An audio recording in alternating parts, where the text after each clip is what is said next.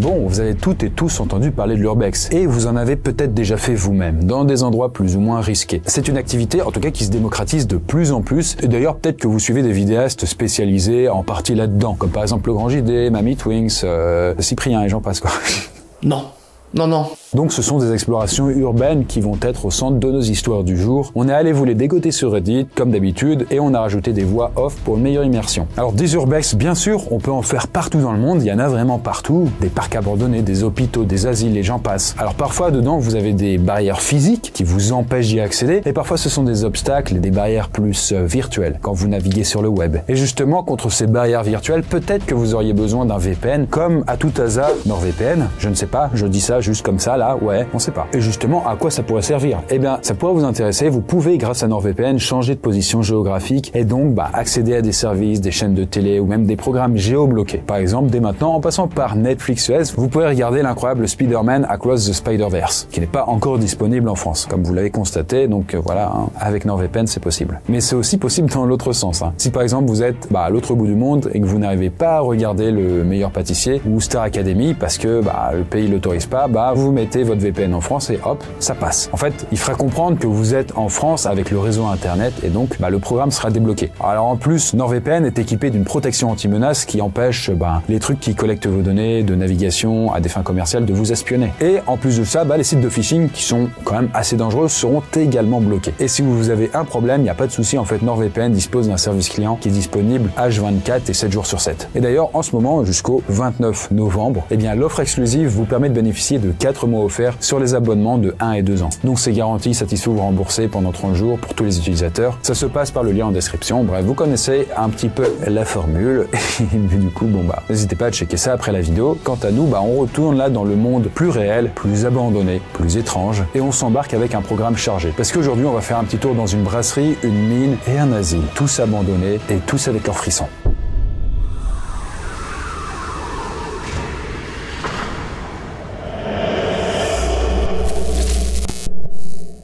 Alors, cette première histoire est racontée par un certain Cardinal X. On a renommé Carter, et pour plus de précision d'ailleurs, il nous raconte qu'il y a eu une sorte de préambule à son histoire du jour, qui s'est donc déroulée en 2 fois, il y a environ 6 ans. Alors la première fois, c'était à la fin d'un été. Et là, Carter et 2 de ses potes, fans d'urbex, sont allés explorer une immense brasserie abandonnée. Cette brasserie d'ailleurs comporte plusieurs sections et plusieurs bâtiments, répartis sur des centaines de mètres carrés.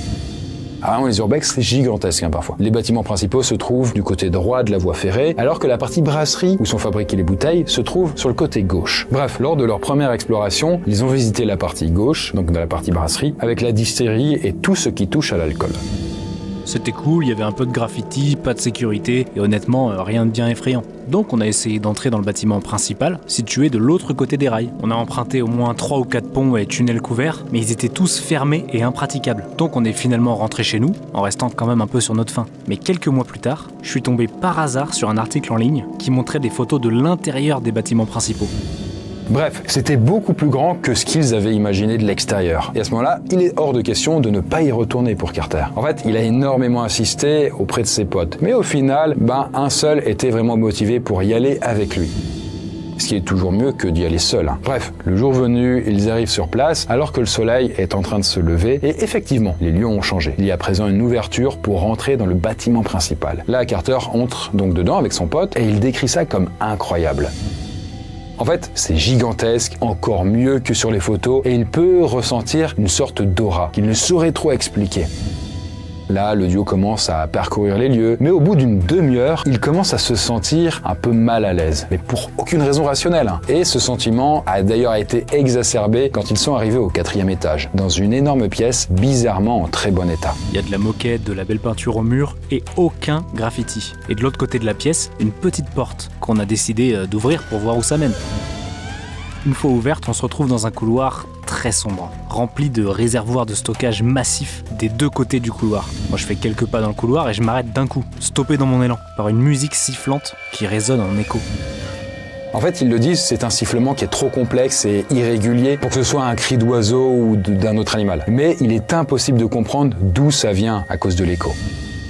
Là, Carter se retourne pour demander à son pote s'il a entendu ça. Et il le voit alors avec les yeux ronds comme des soucoupes complètement choqués. Donc clairement, il a entendu ça. Alors ça peut sembler stupide, mais ils ont tous les deux ressenti le besoin de continuer leur exploration, de parcourir ce couloir et comprendre d'où vient le bruit quoi. Après c'est qu'un bruit, ça va pas les tuer a priori. Et à ce moment-là, du coup, la curiosité l'emporte sur l'appréhension et donc il continue d'explorer. Là, avec son pote, Carter continue d'explorer tout ça pendant 2 bonnes heures, tellement c'est immense, tellement il y a de pièces. Et ils arrivent finalement dans le dernier bâtiment de la propriété en passant par une sorte de tunnel souterrain. Et ça, c'est le seul endroit qu'ils n'ont pas encore exploré. Et c'est là que ça va monter d'un cran.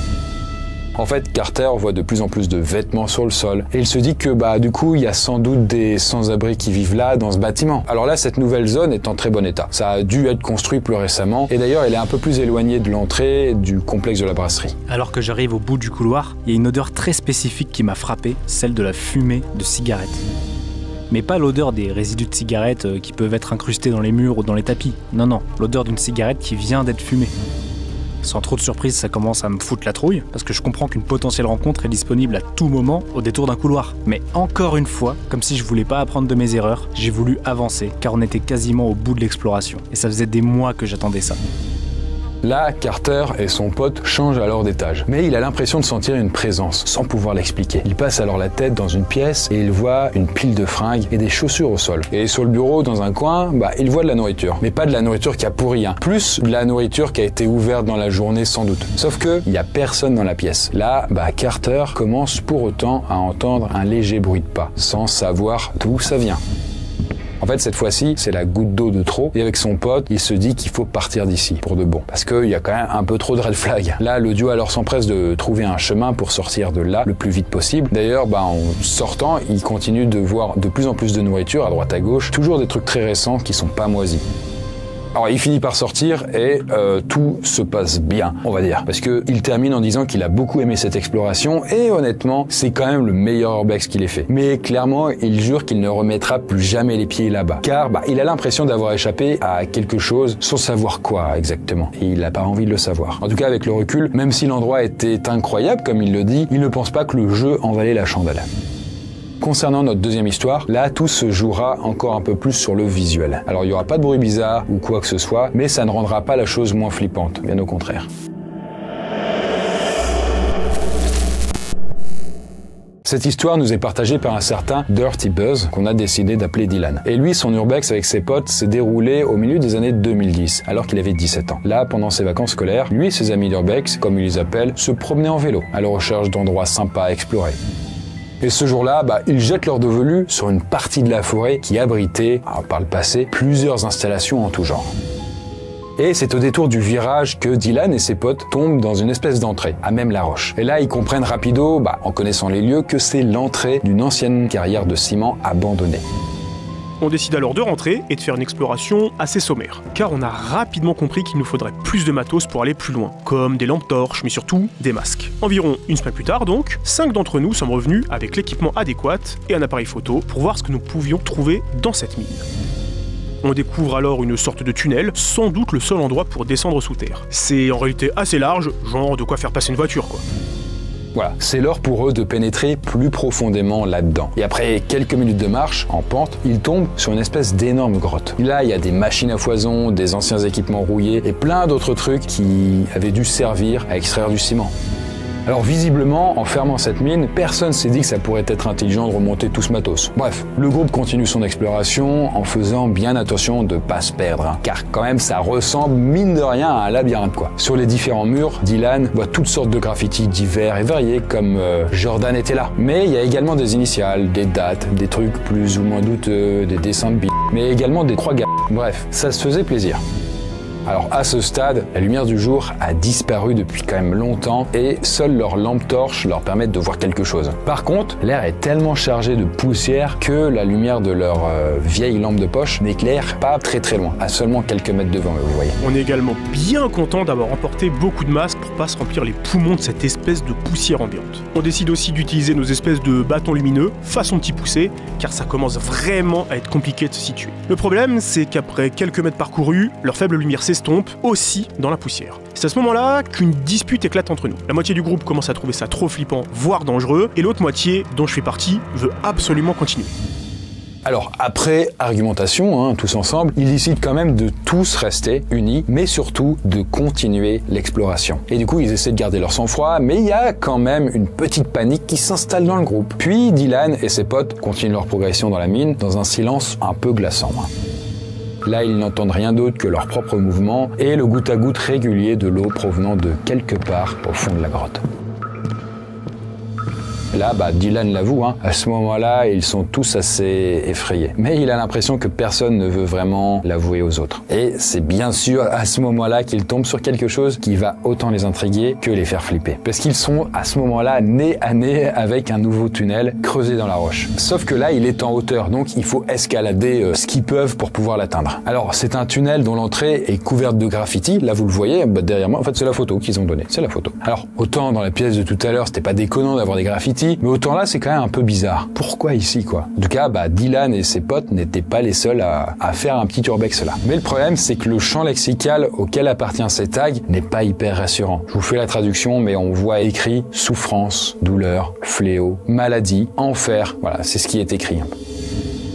Alors bien évidemment, et c'est sans doute poussé par l'adrénaline, le groupe a décidé de s'engouffrer dans ce tunnel pour continuer son exploration. Et je n'aurais fait tout autant. C'est important d'aller au bout des choses, enfin je suppose. Alors c'est un tunnel qui est quand même très étroit, très petit, et donc ils doivent ramper. On finit par déboucher sur une étrange chambre à moitié inondée. Il y a d'énormes pierres autour d'une mare sur lesquelles se trouvent des bougies consumées partout. J'ai pas compté, mais je pense honnêtement qu'il y en a des centaines. J'ai alors levé les yeux et j'ai vu qu'il y avait de nouveaux graffitis, cette fois-ci de sortes de monstres effrayants. Et l'entrée par laquelle on était arrivé représentait une énorme bouche.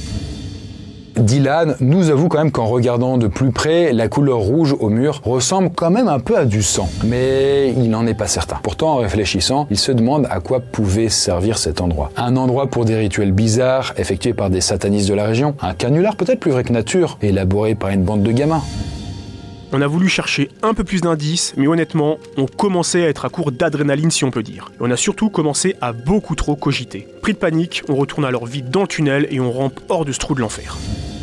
Bon, de retour sur le chemin principal, ils ont méchamment accéléré le pas et sont assez miraculeusement arrivés à retrouver leur chemin dans cette pénombre, quoi. Pour ne pas dire dans le noir complet, parce que les lampes torches c'était pas ouf. Et du coup, après avoir couru pendant pas mal de minutes, ils ont enfin revu la lumière du jour, au loin, leur faisant clairement pousser un ouf de soulagement.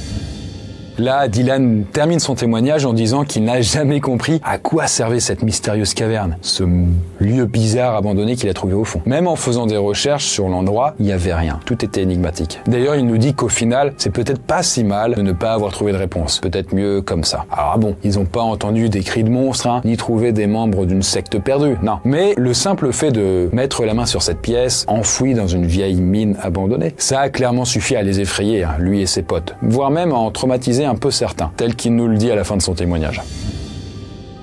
Enfin bref, pour notre dernière histoire, on part dans l'un des endroits les plus prisés de l'urbex, où généralement, on n'a pas envie de faire trop de rencontres.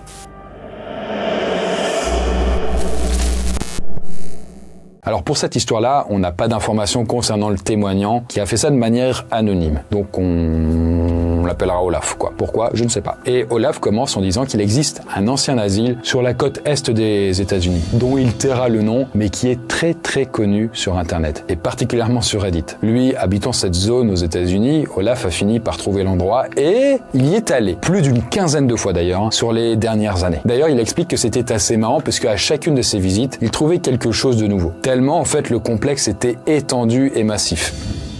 Mais par contre, il y a une chose qui a jamais été mentionnée dans les différents témoignages et qu'il n'avait jamais vu jusqu'ici. Et cette fois-là qui nous intéresse, il est tombé à une essai comment, mais sur un labyrinthe de tunnels sous le complexe qui relie chaque bâtiment. Alors c'est un réseau souterrain de tunnels pour la vapeur, l'eau, les égouts, l'électricité. Et il pouvait se balader là-dedans debout sans difficulté. En me baladant, je comprends alors que chaque partie du complexe de l'asile est reliée à ces souterrains via des trappes. Et que si on va assez loin dans le tunnel, il y a même une trappe qui mène au petit bois qui borde l'asile. Et petite précision, j'ai l'habitude de partir en urbex tout seul, ce qui est complètement con, je l'avoue. Car en cas d'accident grave, dans une zone où le réseau téléphonique ne passe pas, c'est fini. Bref, des infos qu'il a pu rassembler, ce complexe a été abandonné il y a maintenant plus de 30 ans. Comment vous dire, mais les tunnels sont dans un état catastrophique. Certaines parties sont à moitié inondées, il y a des fuites d'eau partout, et surtout, il entend constamment les échos de ses propres mouvements et de ses propres pas, ce qui est assez flippant. là le fond est noir juste pour vous dire que vraiment il fait très sombre. Et même avec une lampe torche très puissante, c'est pas évident. Bref, Olaf décide de suivre le tunnel qui mène au bâtiment dédié au traitement de l'eau de tout le complexe. Et donc il explore assez tranquillou les lieux. Mais au fur et à mesure qu'il évolue dans une partie du tunnel, il monte un peu plus en pression. Et il met tous ses sens en éveil pour distinguer des trucs à droite, à gauche, que ce soit des sons ou des objets. Et au bout de ce tunnel, il entre dans une grande pièce où se situent 2 réservoirs d'eau de plus de 5 mètres de haut. Alors, il est fasciné par tout ça et il ne remarque pas les quelques centimètres de boue assez dégueu au niveau du sol, jusqu'à ce qu'il entende quand même le pouic-pouic de ses pas. Du coup, j'essaye d'observer la pièce comme je peux, pour voir s'il y a quelque chose. Mais d'un coup, à sans doute 10 mètres, enfin, je sais pas, c'est difficile d'estimer avec l'écho, j'entends ce bruit de pouic-pouic de l'autre bout de la pièce.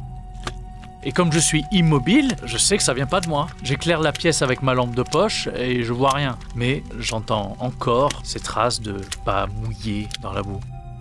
Tout à coup, j'éclaire un objet de forme humaine qui est noir, enfin totalement noir. Il n'y a pas de différence d'ombre ou quoi que ce soit. On dirait juste une ombre sur le mur de béton. Olaf ne comprend pas ce qu'il est en train de fixer au niveau du mur. Est-ce que c'est vraiment quelqu'un? Pourquoi une personne en fait s'habillerait tout en noir juste pour explorer les souterrains? Et pourquoi ne bouge-t-elle pas lorsqu'elle est devant lui? Bon, il fait un demi-tour instantané après s'être posé beaucoup trop de questions. Et là, il se met alors à courir sans savoir vraiment où il va. Il glisse d'ailleurs une fois par terre, puis 2, puis 3, puis il s'arrête de compter puisque ses jambes n'arrivent pas à le tenir. Il s'explose d'ailleurs le poignet en se rattrapant mal et surtout, il s'ouvre le genou sur il ne sait quel truc par terre. Mais il craint vraiment pour sa vie, donc il passe par-dessus ses douleurs.